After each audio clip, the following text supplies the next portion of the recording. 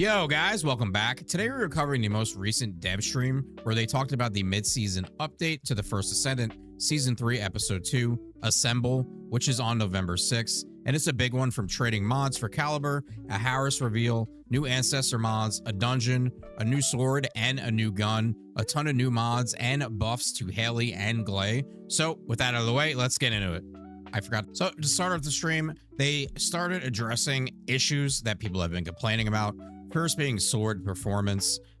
They stated that a limited variety of mods are the reason for the low performance, and we are aware of that. And that and synergy, which Harris does address just a tiny little bit. She does have a little sword synergy. There will be new ultimate mods added for swords in November and more coming in the future. And as far as sword farming, in November, there will be an event that will give keys for Void Vessel to help with the stress of farming for that. And then they did address the paid sword pass. They said there'll be no plans for more passes of this type in the future, and they basically regret doing it. You could tell.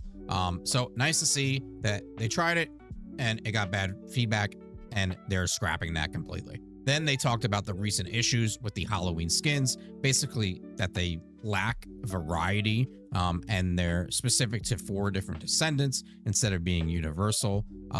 They said that people weren't happy with the skins, and the future individual skins will be more distinct. And they will also be taking these skins slated to come in November, cleaning service and medical support skins. They're going to be removing those. They're not going to be selling them, but they will be putting the cleaning service skin into a 30-day login event that you will get the cleaning service skin for Serena at the end of the event. Then getting into the meat and potatoes of things, they talked about some of the story, not really giving away too much, just saying that we're getting to a climax of the story, and there's going to be a confrontation with Karel, and a lot of Descendants they said will be involved in this story. Then there's going to be a new dungeon.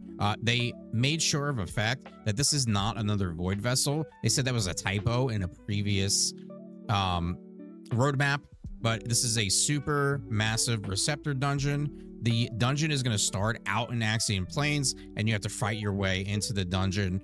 They said it's very large, and there's going to be a new boss. It's called Pattern Flores, and there it is on the screen for you. That's all they really gave, not much gameplay from actually running the dungeon. Then we got our look at Harris, starting out with a trailer. Harris is going to be a toxic Descendant, utilizing fusion and tech as her other 2 substats. She does buff swords, like I said early on in the video, among many other things. She's going to be a very versatile Descendant. Her mobbing kit looked very great, and we'll go over this in just a minute after the trailer. And she does have her own kind of melee abilities. She has another skill that's similar to Bunny, as of a just a large AoE skill around her. And yeah, I think overall she looks great. They do a great job with Descendants, in my opinion. For Harris passive, it's going to be internal toxin control. Gains or consumes toxin each time a skill is used. Grants a variety of effects based on the amount of toxin. Maintaining a certain amount of toxin for a certain period of time. Grants best condition for each stage. So basically, this is like her custom resource to say. And as you can see, when it's below 30%, she gets a cooldown decrease, damage reduction between 30 and 70%.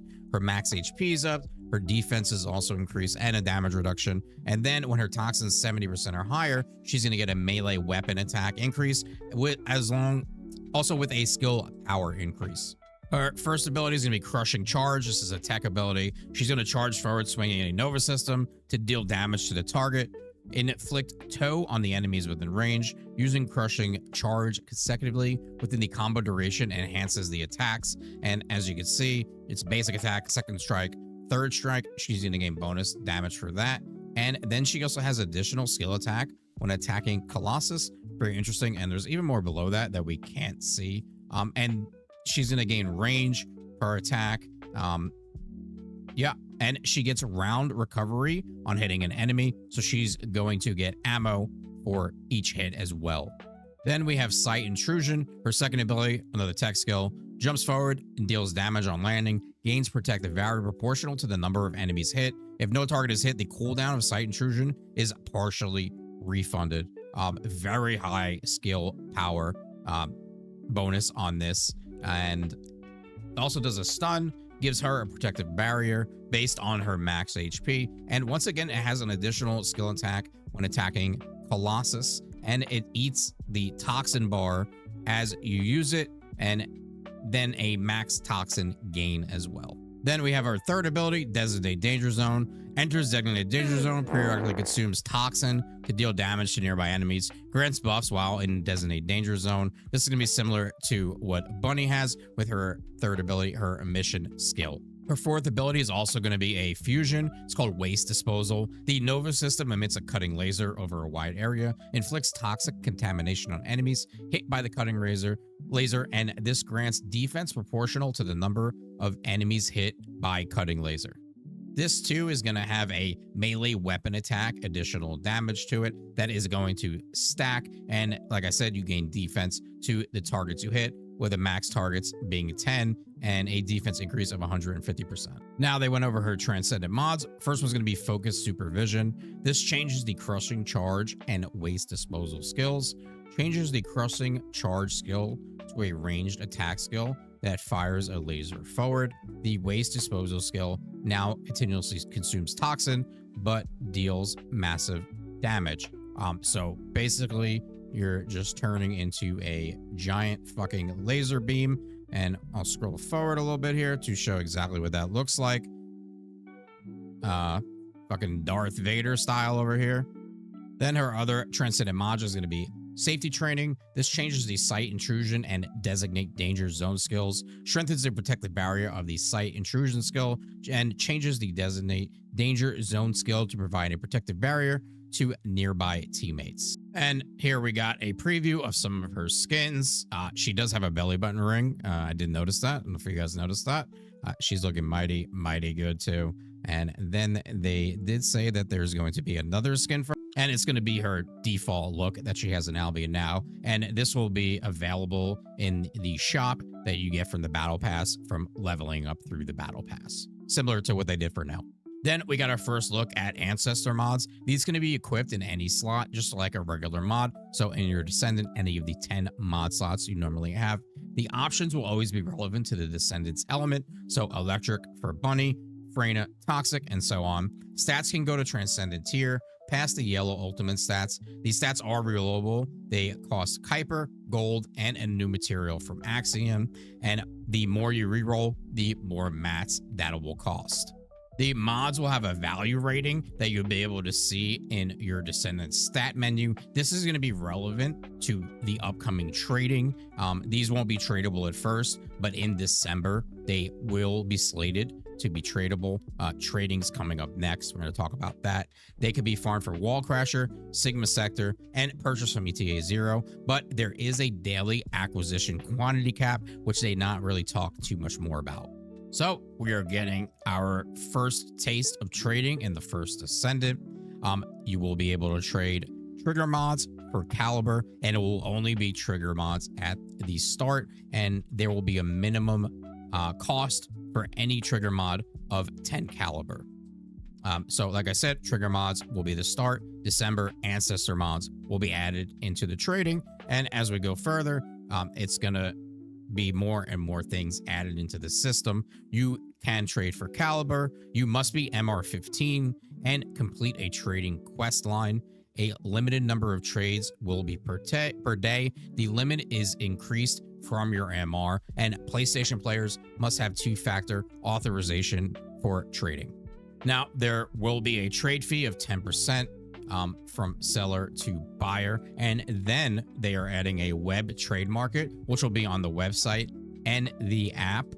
And I think that is a great start to trading in this game. Trading is very important in a game like this, and it will help the game thrive, bring in new players. There's players who literally just play certain games because of the ability to trade and be able to make the premium currency in a game. And for older players that play a lot and farm, this is great because we're able to earn the caliber that we want for the skins that they're introducing. A little bit of community service on the game's part to reward the longtime players. Then we are getting a new battle pass on November 6th with a new sword. It's going to be Hypernova, and they showed off a bit of that as well. Then we got to look at the new weapon, which was first time introduced here. It is called the Hive Master. It's going to be a tactical rifle, and I believe it's in the battle pass. Correct me if I'm wrong in the comments. I wasn't sure. I might have missed that part, but my chat's letting me know that it was in the battle pass, and looks like they are finally introducing some more good AoE weapons into the game. I personally like the look of this. It's going to put a little orb thing above the guy you're shooting, and that's gonna do an AoE damage. Nice to see weapons being like this introduced into the game. Hopefully more like this down the road. Then we get into a ton of new mods they're introducing here. It's going to be 32 sword modules. We're not going to be able to sit here and go through them all. We're going to have something like Flurry, which when landing additional attacks, normal attacks do not consume rounds for 3 seconds. Armor Tank, when using special attacks, our movement speed is upped by 89.6% for 5 seconds. So nice to see a good variety of ultimate mods coming in for the swords. Then we get a big look here at more ultimate modules for Descendants. Breach Explorer, power beyond the self when granting void recharge, skill effect range 14.8% for 5 seconds, stacks 5 times. Just a ton of different stuff here. Speed Dominator, relative speed to self on granting relative speed. Skill power modifier plus 3% for 10 seconds, stacks 10 times. So just new toys to play with here for our Descendants. Probably switch some builds up.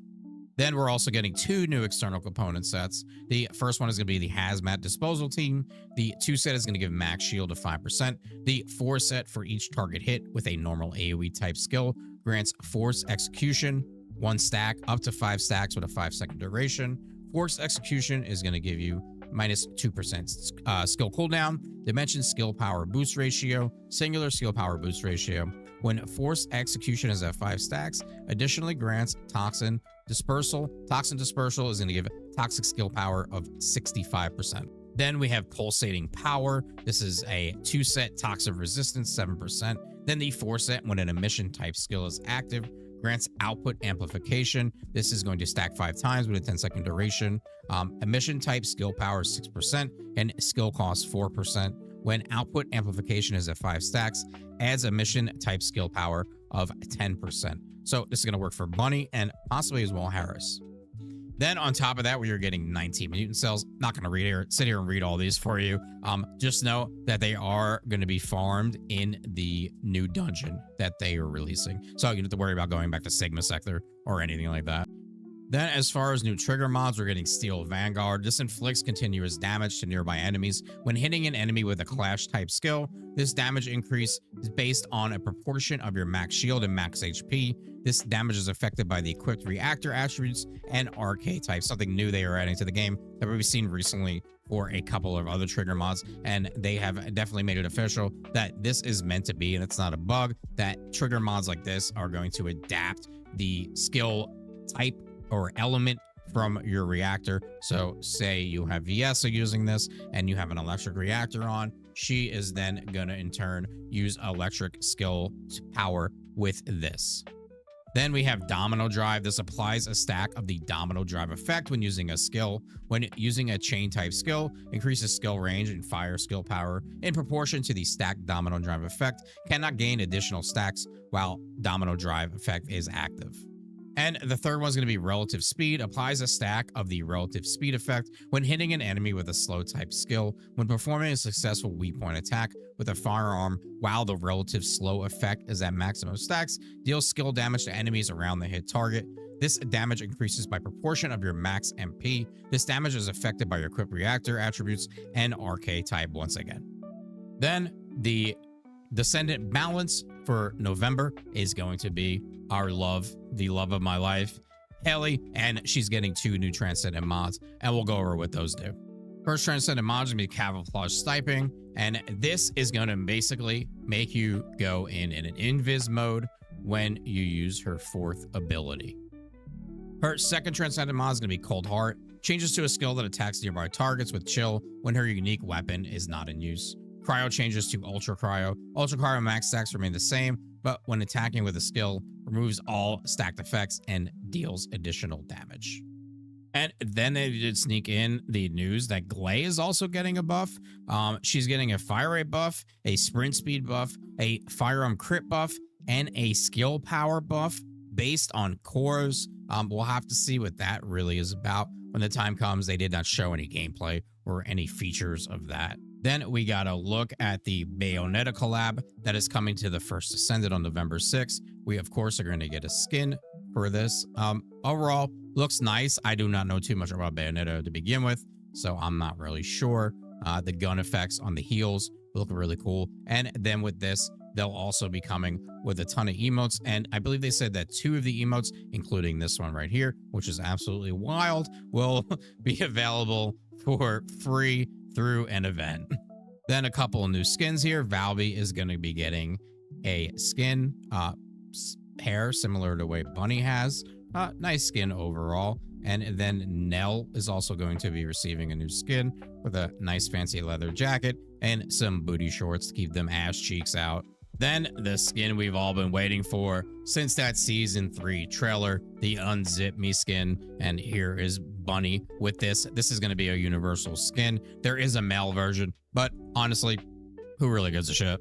They did cover 3 events that are going to be coming as well, but to me, this is probably the most important one. It's going to be the Feast of Abundance. This is going to be the login event, and on the last day, you will get the Serena Maid skin for free. And that covers everything regarding the dev stream and what is coming in Season 3, Episode 2 on November 6th. Overall, the update looks to be one of their better ones, and I'm personally very excited for it. The only issue I see is the continued lack of actual playable, farmable content. In reality here, we're getting 1 dungeon and then just a ton of stuff for power. So hopefully something they are addressing in season 4. And they did mention in the Q&A that they will be addressing that in early 2026 with endgame content. So we'll see what happens. Let me know your thoughts in the comments. Like and subscribe is appreciated. Thanks, guys. Peace.